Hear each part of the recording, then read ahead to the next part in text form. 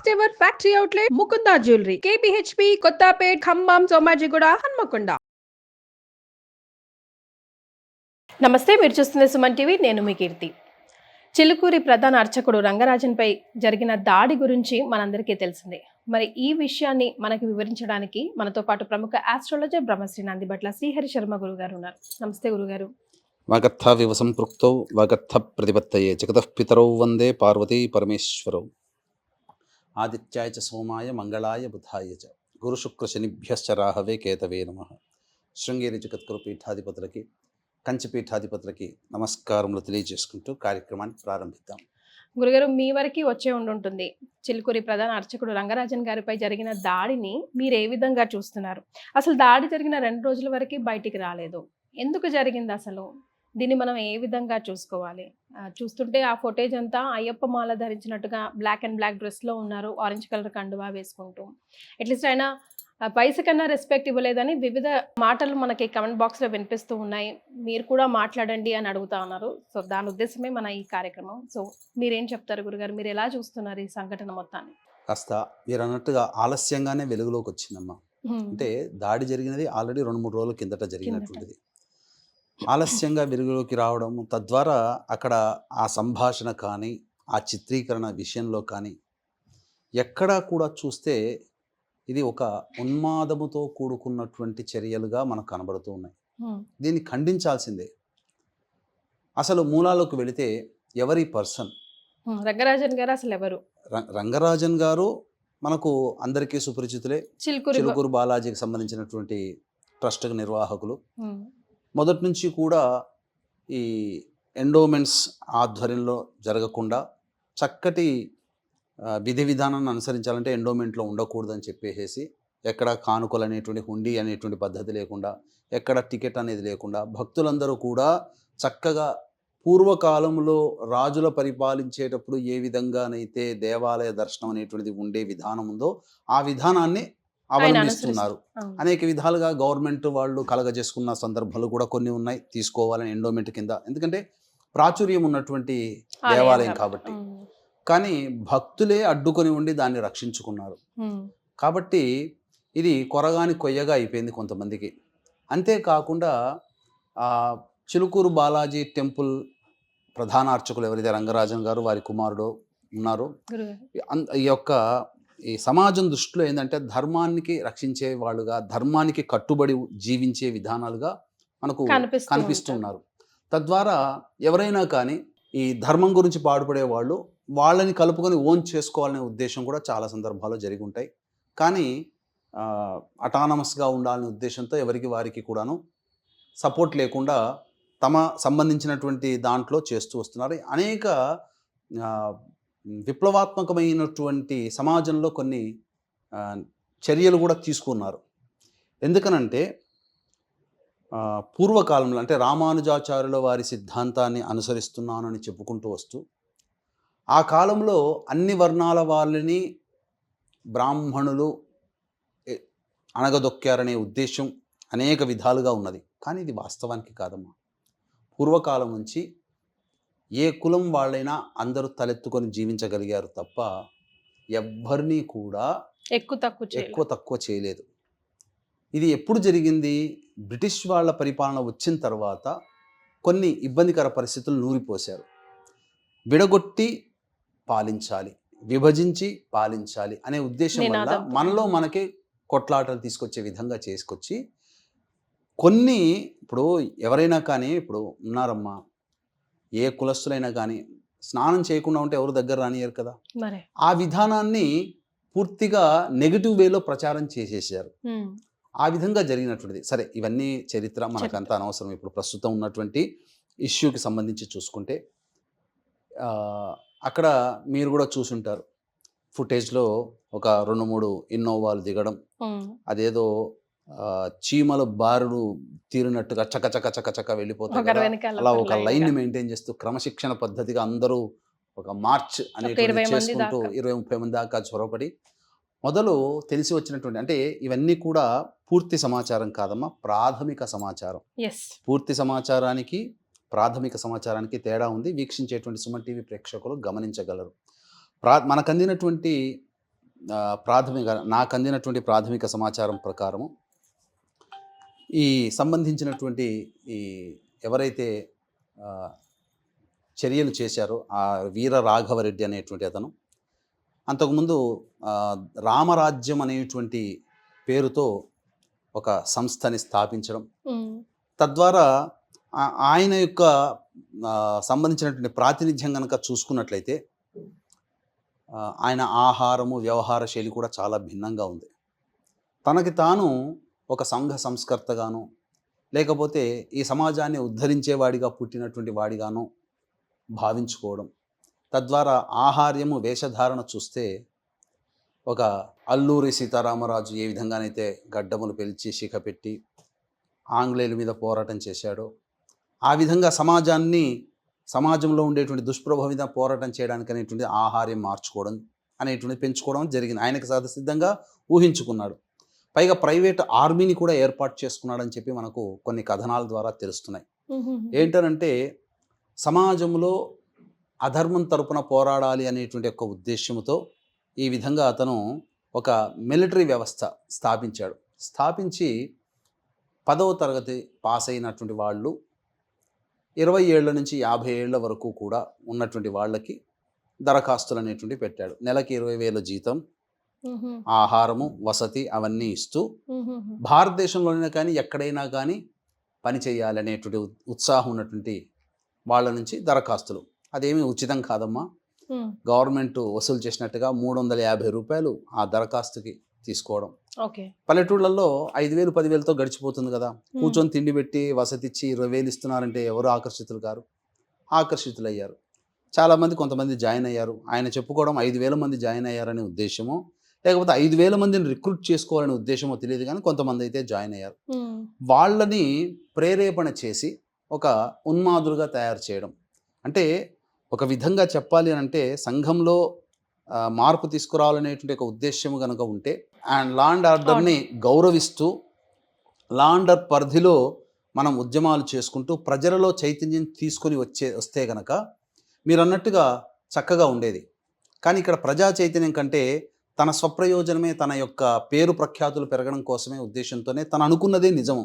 ఎందుకంటే నాకు ఇతని యొక్క మాట వ్యవహార శైలి ఆయన సంబంధించినటువంటి వీడియోలో కనుక చూసినట్లయితే ఎక్కడో ఒక 5 సంవత్సరాల క్రిందట కులములకు సంబంధించినటువంటి ఒక వీడియో అనేటువంటిది చూశాను. అందులో చాలా చక్కగానే వ్యవహరించాడన్నట్టు అనిపించింది అప్పట్లో. ఎందుకనంటే కులములలో ఉన్నవన్నీ కూడా ఇప్పుడు ఈ మధ్య వచ్చినవి అసలు అందరికీ కులానికి అందరికీ ఆద్యులందరూ కూడా మహర్షులే. కాకపోతే విధి విధానాలు అనుసరించి వాళ్ళు మారారు. ఇలా ఒక్కొక్క కులములో ఉన్నటువంటి ఒక్కొక్క ఋషిని గురించి కూడా తెలియచేశాడు. ఆ ఋషులందరినీ కూడా మనం పూజిస్తున్నాం. ఆ కులానికి ఆద్యులైనటువంటి ఋషులను కూడా చెప్పడం జరిగింది.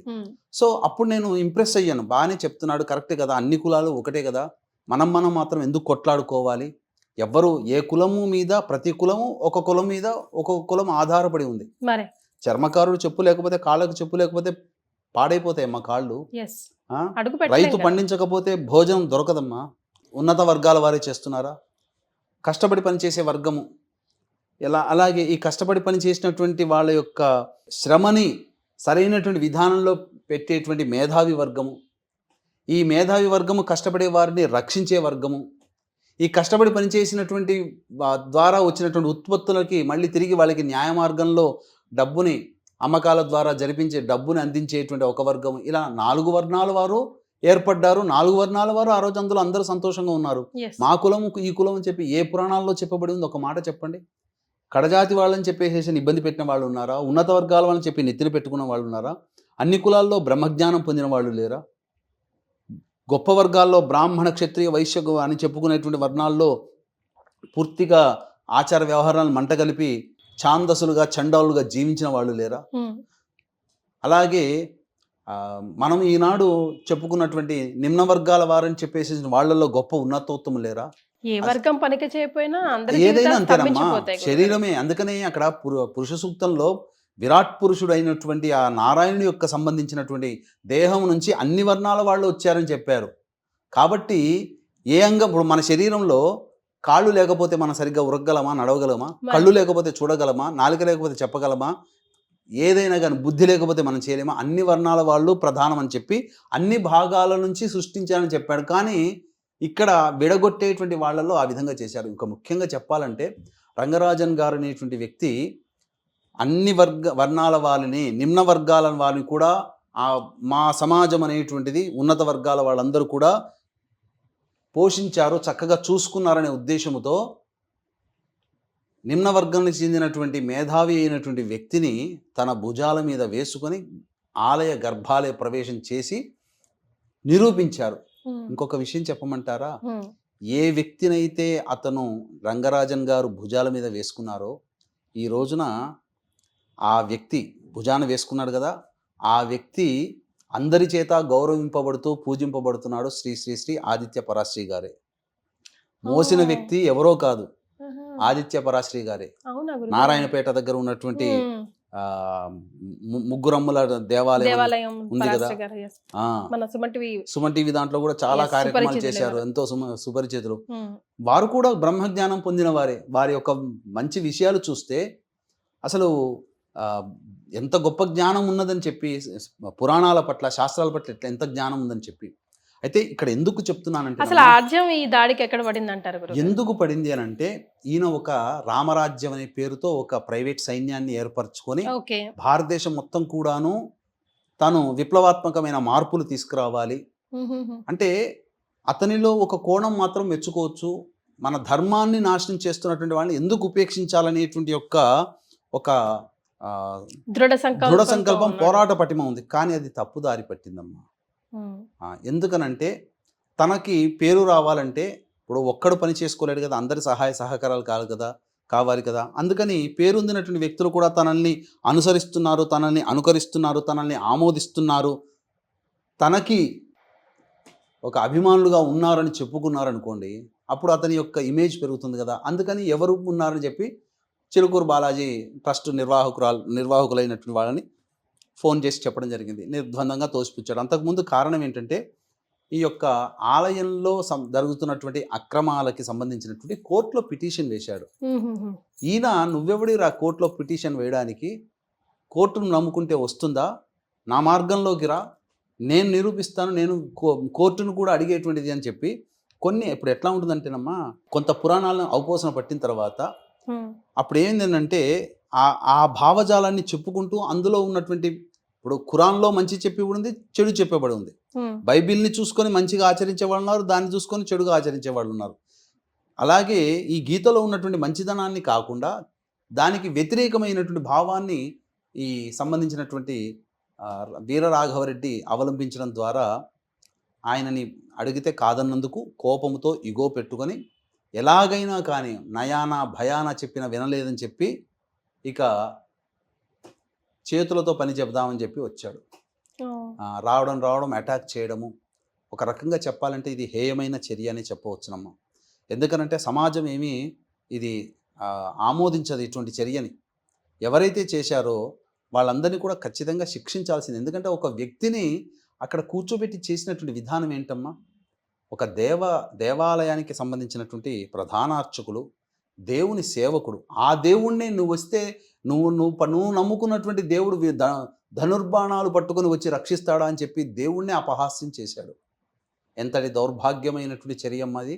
అంతేకాకుండా ఆయనని కూర్చోపెట్టినటువంటి విధానం కూడా, ఇతనేమో కుర్చీలో కూర్చుంటాడా, టేబుల్లో కూర్చుంటాడా, చక్కగా సంధ్యావందనాది క్రియలు చేసుకుంటూ సమాజాన్ని ఉద్ధరిస్తూ దేవునికి అత్యంత ప్రీతిపాత్రుడిగా ఉంటూ తన యొక్క బ్రాహ్మణ సంబంధించిన సమాజంలో జన్మించినట్టుగాను బ్రాహ్మణ కర్తవ్యాన్ని నిర్వహించుకుంటూ సమాజాన్ని ఉద్ధరిస్తూ ఉన్నటువంటి యోగ్యుడైనటువంటి రంగరాజన్ గారిని అలా కూర్చోపెట్టి ఆయన ఇంట్లో ఒక దోషిగా కూర్చోపెట్టి ఆయన చేత కంటతడి పెట్టించి నా తప్పు అని చెప్పి భయాన నయాన బలవంతంగా ఒప్పించి ఆ వీడియో తీసి తన యొక్క గొప్పతనాన్ని చూపించుకొని ఆ వీడియోని తన వాళ్ళ చేతనే తీయించి తన వాళ్ళ ద్వారానే ఆ వీడియో విడుదల చేశాడు.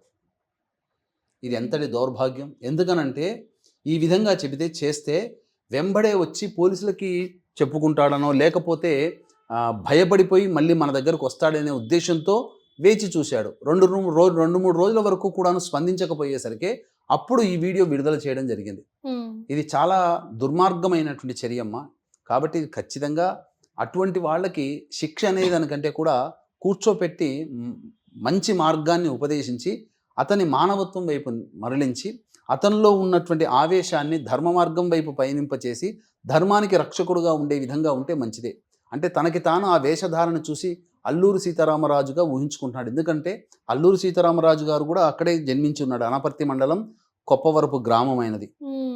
కొవ్వూరు వీరరాఘవరెడ్డి ఈ సంబంధించినటువంటి అల్లూరి సీతారామరాజు గారు కూడా అక్కడే జన్మించి ఉన్నారు, అన్నపర్తి మండలం చుట్టుపక్కలలోనే. కాబట్టి ఆయన అంశగా నేనని చెప్పి భవిష్యత్తులో చెప్పుకోవడానికి ఆ విధమైన వేషధారణ చేసుకుంటాడేమో.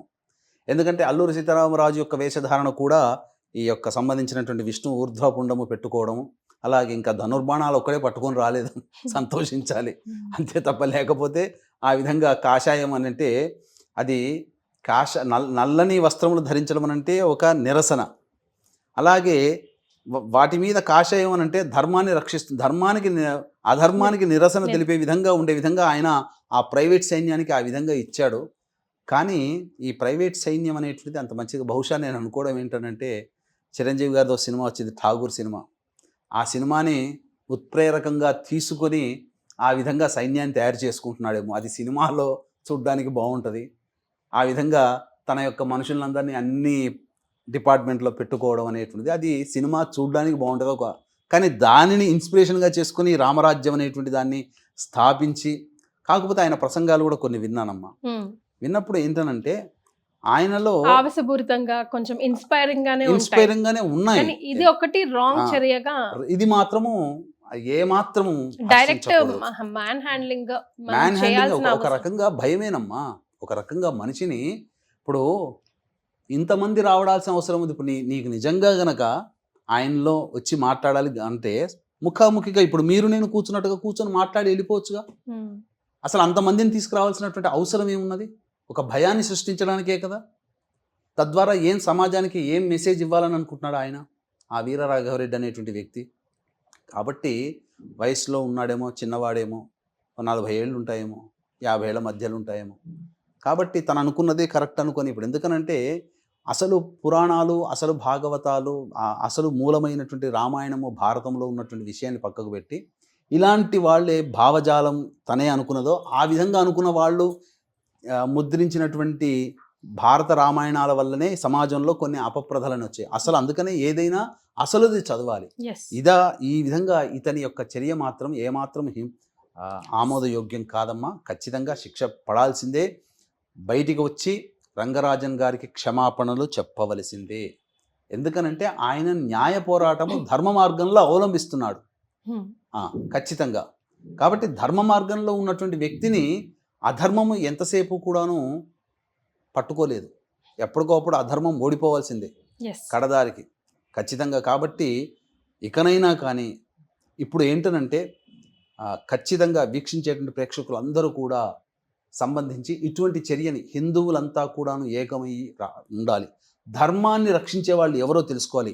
ఈయన వెనక ఏదో శక్తులు ఉంటేనే తప్ప ధర్మంగా పోరాడేటువంటి న్యాయ పోరాటాన్ని చేస్తున్నటువంటి వ్యక్తిని అన్యాయంగా న్యాయం పోరాటం ఆపి మా పక్షాన రా పోరాడు మనుషుల్ని. ఎందుకనంటే ఇప్పుడు టార్గెట్ చేస్తున్నటువంటి అతని మాటల్లో ఏంటనంటే అర్చకులు, పురోహితులు వీళ్ళందరూ కూడా తప్పు చేస్తున్నారు, మీ అందరి దగ్గరికి వచ్చే వాళ్ళందరిలో ఎవరినైనా నాకు ఒక్కని పంపించండి అని మాట్లాడాడు. ఏమని? ధర్మం కోసం పోరాటేవాడిని ఎవరైనా వెతకండి వెతకండి వెతకండి, నాకు ఆ ఒక్కడు కనబడితే ఆ ఒక్కడిని నాకు అప్పగించండి, నేను ఒక వీరునిలాగా తయారు చేస్తాను అంటే మొత్తం ఈ ఆంధ్రప్రదేశ్ తెలంగాణ మొత్తంలో ఉన్నటువంటి దాదాపు సుమారు 40-50 వేల దేవాలయాలు ఉండి ఉంటాయేమో, వాళ్ళందరి నుంచి ఆ సైన్యాన్ని ఆయన తెచ్చుకోవాలి. అసలు నెలకి 20,000 ఇవ్వగలిగేటువంటి శక్తి ఆయనకుందా అది గమనించుకోవాలి ఆయనకి. అంతేకాకుండా ఇంత సైన్యాన్ని ఏర్పరిచినప్పుడు అంత శక్తి ఎక్కడి నుంచి వస్తుంది, దాని మూలాలు ఆ డబ్బు ఎక్కడి నుంచి వస్తుంది? ఒక సాధారణమైనటువంటి వ్యక్తికి 2 ఎంప్లాయ్మెంట్ పెట్టుకొని నడిపించేటువంటి అంటేనే చేతులు సరిపోవట్లేదు, సంపాదన సరిపోవట్లేదు. 5,000 మంది ఇంటూ 20,000 అన్నప్పుడు 5×10 అంటే నెలకి 100 కోట్లు ఎక్కడి నుంచి పట్టుకొస్తాడమ్మా? అంత నెలకి 100 కోట్లు పెట్టి పోషించగలిగేటువంటి శక్తి ఉన్నటువంటి వ్యక్తికి ఇవన్నీ కూడా సమంజసమా? ఎక్కడి నుంచి వస్తున్నాయి ఈ డబ్బంతా? అనేటువంటిది కూడా ఆలోచన చేయాలి, ఎంక్వైరీ చేయాలి. ఇవన్నీ చేస్తే తప్ప ఇంత పెద్ద ప్రాతిపదికన ఈ ఆలోచన విధానం అనేటువంటిది కలగడం అనేటువంటిది ఒక సందేహాస్పదమైనటువంటి నిర్ణయంగానే కనబడుతుంది తప్ప ఏమాత్రము కూడా ఏదో విచారించి వదిలిపెట్టాల్సినటువంటి అవసరం కాకుండా ఖచ్చితంగా దీని వెనకాల ఏం శక్తులు ఉన్నాయి, హిందూ ధర్మం కోసం పోరాడేటువంటి వ్యక్తులకి కించపరిచే విధంగా వాళ్ళని భయభ్రాంతులకు గురి చేసి ధర్మం వైపు చూడాల్సినటువంటి అవకాశమే లేకుండా చేస్తున్నటువంటి ఈ వ్యక్తులకి వెనకాల తోడ్పాటు అందించేటువంటి అధర్మపరులు ఎవరున్నారు, ధర్మానికి గ్లాని చేసే విధంగా వ్యవహరిస్తున్నటువంటి వ్యక్తులు ఎవరు, ఆ సమాజం ఏంటి అనేటువంటిది, అసలు ఈ రామరాజ్యం వెనకాల ఉద్దేశం ఏంటి, ముందు పేరుగా ధర్మానికి పోరాటం చేసే రామరాజ్యం అనే పేరు పెట్టుకొని వెనకాల అధర్మ పోరాటాన్ని కొనసాగించే విధంగా వ్యాప్తి చేసే విధంగా హిందూ ధర్మాన్ని ఇప్పటికే మన వాళ్ళు చాలా సంఘటితం కాలేకపోతున్నారు. హిందువులంతా సంఘటితం అయితే అప్పుడు ధర్మం గెలుస్తుంది. ఇప్పుడు ఒక రకంగా చెప్పాలి అంటే ఎంతవరకు దిగజారిపోయిందనంటే, మోడీ గారు స్నానం ఆచరిస్తే అతను సంజాయించుకోవాలన్నా, స్నానం ఎలా ఆచరిస్తావు అని చెప్పి, అంటే హిందువుగా పుట్టి హిందూ ధర్మాన్ని పాటించకూడదా? ఇతర మతాల వాళ్ళు పుట్టి ఇతర మతాల వాళ్ళు వాళ్ళ ధర్మాన్ని ఆచరిస్తున్నప్పుడు ఎవ్వరూ కూడా క్వశ్చన్ చేయలేదే. ఒక హిందువే తన ధర్మాన్ని తాను పాటిస్తూ ఉంటుంటే ఎందుకు క్వశ్చన్ చేస్తున్నది సమాజం అనేటువంటిది కూడా గుర్తించాలి. ఆ సంబంధించినటువంటి దాంట్లోనే భాగంగా ఈ యొక్క ధర్మ పోరాటాన్ని చేస్తున్నటువంటి రామరాజుని క్వశ్చన్ చేసే అధికారం ఎవరికి వచ్చింది? రంగరాజన్ గారిని, ఈ రామరాజ్యం వ్యవస్థాపకులైనటువంటి రాఘవరెడ్డి. కాబట్టి ఇదంతా కూడా ఏదో సందేహాస్పదంగా ఉన్నటువంటిది. కాబట్టి మనం అందరం కూడా దీని గురించి కొంత ఆలోచన చేయాల్సినటువంటిదే. కాబట్టి ప్రేక్షకులు కూడా రంగరాజన్ గారిని సమర్థించాలి, అటువంటి వ్యక్తులకి శిక్ష పడే విధంగా చూడాలి. తద్వారా ధర్మానికి హాని జరగకుండా హిందువుల అందరం కూడా సంఘటితమై మనమందరం కూడా ఒకటి అనేటువంటిది. ఎందుకనంటే రాబో భవిష్యత్తు తరం అనేటువంటిది అంత సుమార్గంగా ఏమీ కనబడట్లేదు. కాబట్టి హిందువులమంటూ చెప్పుకోగలిగేటువంటి దేశం ఏదైనా ఉందంటే మనం నివసిస్తున్నటువంటి భారతదేశం. దీన్ని మనం కోల్పోయాము అనంటే మనం నివసించడానికి కూడా లేదు. శరణార్థులుగా, మైనార్టీలుగా ఏదైనా దేశంలో ఉండవచ్చు, కానీ శరణార్థులుగా ఉండాల్సినటువంటి గతి గనక మనం తెప్పించుకోకూడదు.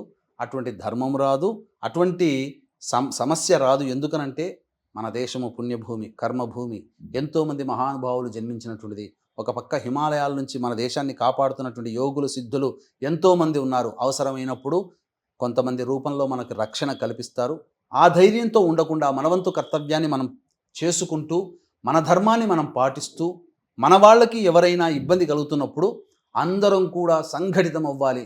పక్కవాడికి జరుగుతుంది కదా, వాడికి అలాగే కావాలిలే అని చెప్పి ఊరుకోకుండా, మనవాడు మనకు అతనికి సమస్య ఎదురైనప్పుడు ఎదురెదురుగా చూసుకోవాలి.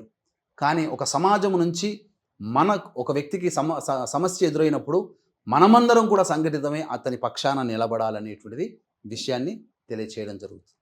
చాలా సంతోషం గురుగారు, ధన్యవాదాలు. సర్వం శ్రీ ఉమామహేశ్వర పరబ్రహ్మార్పణమస్తు.